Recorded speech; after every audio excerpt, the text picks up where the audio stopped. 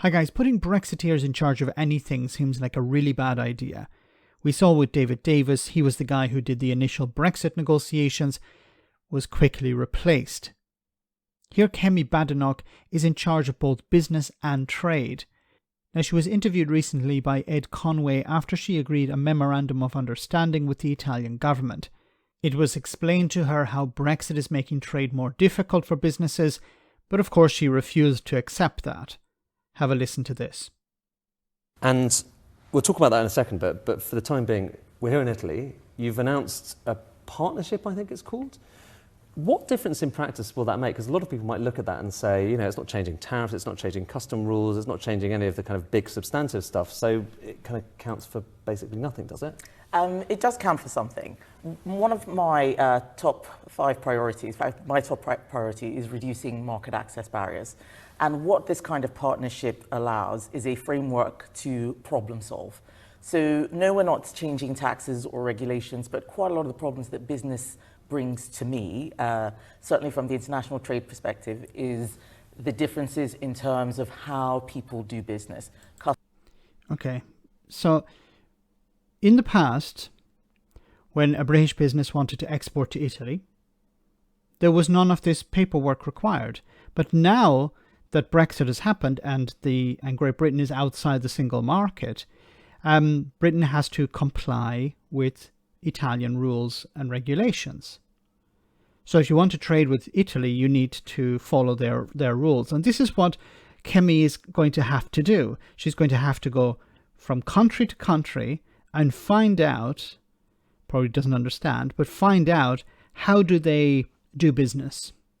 And British businesses will have to be told, okay, in Italy, if you want to sell your goods there, you have to work in this way. If you want to sell your goods in France, they work this way. If you want to sell your goods in Germany, they work this way. And each of these countries have their own different way of working. Now, they're all within the single market, and it's not a problem for them to trade with each other, but because we're outside, it's a problem for us. And this is a consequence of a Brexit that I campaign for or I support. And I still think it's a good idea. And now I'm in charge of trade. It used to be international trade, but now it's just business and trade. Customs issues and so on that are not necessarily written in text or in legislation, but are still creating barriers which we can bring down. What do you mean bring down? The important barriers are the consequences of being outside the single market, being a third country. They're the ones that they care about most, and you're not bringing those down. Now, you could bring them down by saying, to hell with Brexit, it's no longer popular, let's explain to the public we need to rejoin the EU, and then we need to rejoin the single market. And this would resolve the problems that businesses are facing at the moment. And we wouldn't need to go from country to country explaining, okay, yeah, we're outside, we made this stupid mistake. Now, can you help us improve trade with your country? There are things that can be improved, but it was not necessary to do this. This is all a consequence of Brexit. Here you have a Brexiteer trying to explain to people, yeah, it's actually good that we're outside the single market because now we have all these problems, but we're trying to resolve those problems, but not the real ones, but the peripheral ones. And they're on both sides. So in the same way that we have issues doing business with Italy, Italians also have some issues dealing with the UK. So this is a framework for us to solve those problems, perhaps on a case-by-case basis, but perhaps sectorally, it depends on what the issue is. Talking to some of the chief executives, one of the things they keep saying is there are barriers, and their barriers, a lot of them are self-imposed because of Brexit, and things have got worse for them in terms of trade. That's kind of a fair assessment, isn't it? Some of them are. With any change, you will have pluses and minuses. What are the pluses? These businesses, now if they want to export into the single market, in some cases they can't. Where are the pluses there? And if they can, there's a mountain of paperwork and extra cost. And in some cases, they have relocated operations into the EU, into the single market, in order to continue to operate. What are the pluses on that side? And I'm not talking about pluses for EU based countries in the EU who are benefiting from Brexit. Talking about businesses in the UK, what are the benefits for them?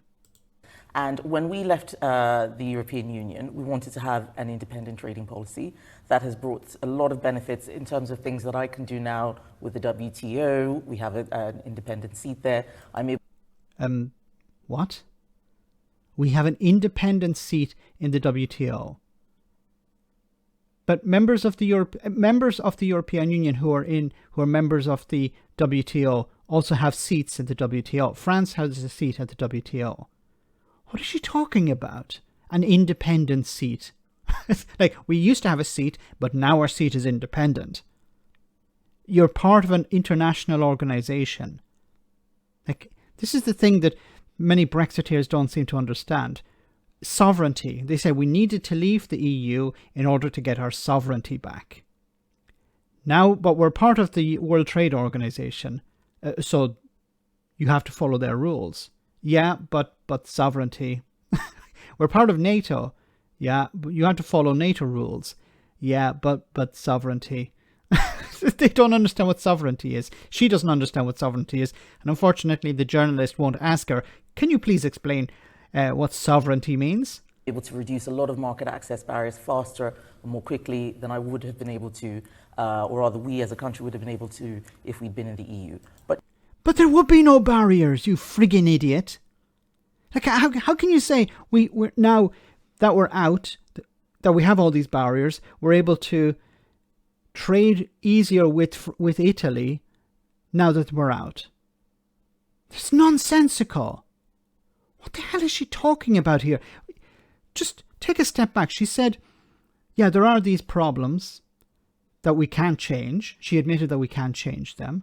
But because we're out, it's easier for us to trade with these countries. And I assume she's talking about Italy because she's in Italy doing this interview. Complete nonsense. Complete and utter rubbish. I really don't know how to respond to some of these things. But yes, there are new barriers that have come up. Many of them are not actually in the text of the agreement. It's about now having to figure out how different countries interpret the rules and that's a benefit. How different countries interpret the rules.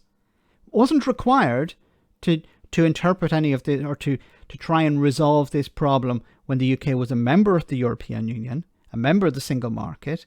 But now, as you're out, you have to try and resolve these problems. And this is a plus. Or is it a negative? I don't think she knows the difference between a plus and a negative. Make sure that they do so in a way which helps our businesses trade with them and their businesses trade with us. Because, I mean, you know, how do you react when you hear, and we hear it a lot more and we see it in the polling, people getting really frustrated, a sense of regret. Brexit isn't going very well, is it? Well, I think this is one of the reasons why I'm here. We spent so much time having an argument about whether we should have left or stayed in. That took up many years, you know, an entire parliament in one case. But we haven't actually spent enough time talking about what we can do with having an independent trade policy. Yes, we can try and fix problems that were not necessary in the first place.